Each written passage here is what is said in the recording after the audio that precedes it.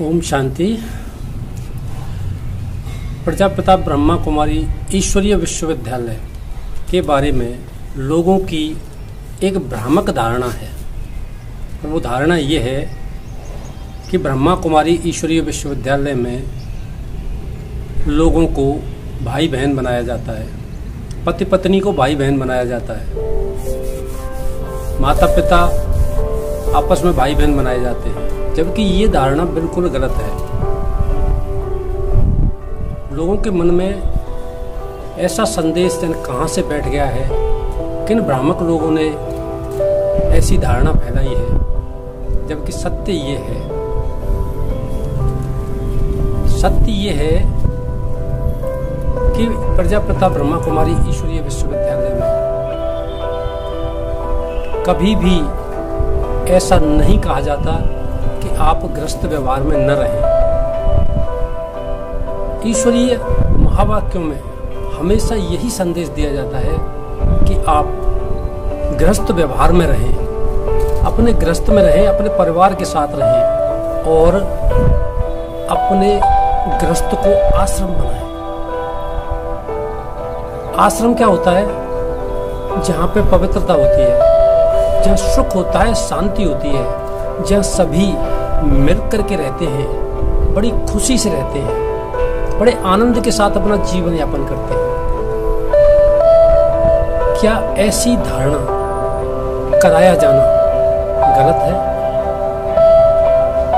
अगर परिवार आश्रम के रूप में बन जाए तो उस परिवार में कितनी सुख, शांति, समृद्धि होगी। यदि कोई परिवार कमल फूल समान बन जाए तो कमल फूल क्या करता है? सबको अपनी ओर आकर्षित करता है, खुशबू फैलाता है, सबको खुशी देता है।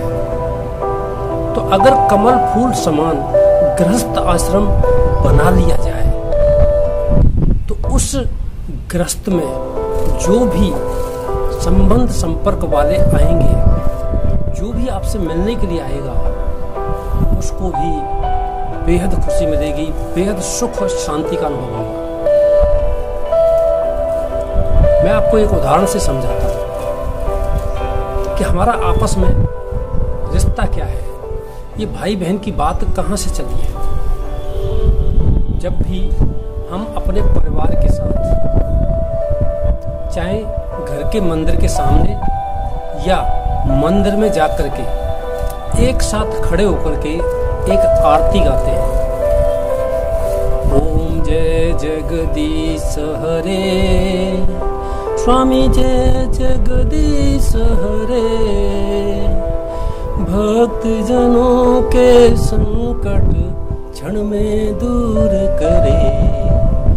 ओम जय जगदीश हरे।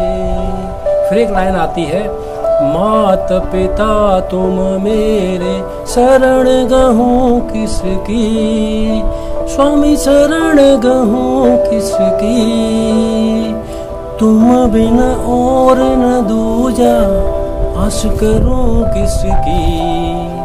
ओम जय जगदीश हरे। तो इसमें ये जो लाइन आती है, इसमें सब मिलकर के गाते हैं, चाहे वो दादा बाबा हों, चाहे वो दादी दादा हों, चाहे वो माता पिता हों, चाहे वो उनके बच्चे हों, चाहे वो उनके नाती पोते हों, सभी मिलकर के एक साथ गाते हैं। और भी सगे संबंधी साथ में होते हैं, चाहे वो बुआ, मामा, फूफी, कोई भी हो, सब एक साथ मिलकर के जब इस आरती को गाते हैं तो इस आरती में सभी एक साथ कहते हैं कि माता पिता तुम मेरे, शरण गहूँ किसकी। तो हम वो माता पिता किसे कहते हैं? किसके बारे में संबोधित कर रहे हैं? नाती नातनी भी उसी को माता पिता कह रहे हैं, पति भी उसी को माता पिता कह रहा है, पत्नी भी उसी को माता पिता कह रही है, बाबा दादा दादी भी उसी को माता पिता कह रहे हैं। तो वो माता पिता कौन है? हम ऐसा परमात्मा के लिए कहते हैं कि परमात्मा हम सब आत्माओं का पिता है। माता पिता उसी को कहते हैं, सर्व संबंध हमारे उसी से है। तो एक माता पिता की संतान होने के नाते हमारा आपस में क्या रिश्ता हुआ? क्या रिश्ता हुआ? एक माता पिता से उत्पन्न संतान आपस में भाई भाई या भाई बहन ही तो होते हैं। हम समझने में भूल कर जाते हैं। अब ये परमात्मा के लिए कौन कहता है? हम आत्माएं कहते हैं। हम सभी आत्माएं परमात्मा की संतान हैं। तो परमात्मा की संतान सब आत्माएं हैं, इस नाते से आपस में भाई भाई या भाई बहन हैं।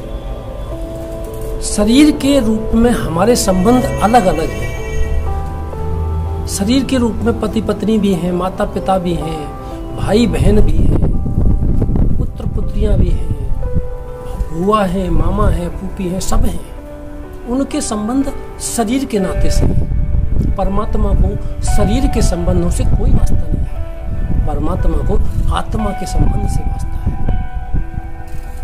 तो ये जो आरती कही जाती है, इस आरती को हम वास्तविक रूप से समझते नहीं है, सिर्फ गाते रहते हैं। इस नाते से हम आपस में भाई भाई हैं, भाई बहन हैं, यही समझाया जाता है। इसलिए इस नाते को शरीर के रूप में न मान करके आत्मा के रूप में मानना चाहिए। हम ये भूल कर जाते हैं, इसलिए उस भ्रम में आ जाते हैं कि ब्रह्मा कुमारी पति पत्नी को भी भाई बहन बनाते हैं। इसलिए इस सच्चाई को समझें और अपनी आत्मिक उन्नति करें। अपने परिवार को, अपने घर को गृहस्थ आश्रम बनाएं, कमल फूल के समान बनाएं। आपस में किस तरीके से रहना चाहिए, आपस में किस तरीके से व्यवहार करना चाहिए, आपस में कितने प्यार से जीवन जीना चाहिए, ये सीखने के लिए ब्रह्मा कुमारीज में बुलाया जाता है, न कि भाई बहन बनाने के लिए। Wish you all the best. ओम शांति।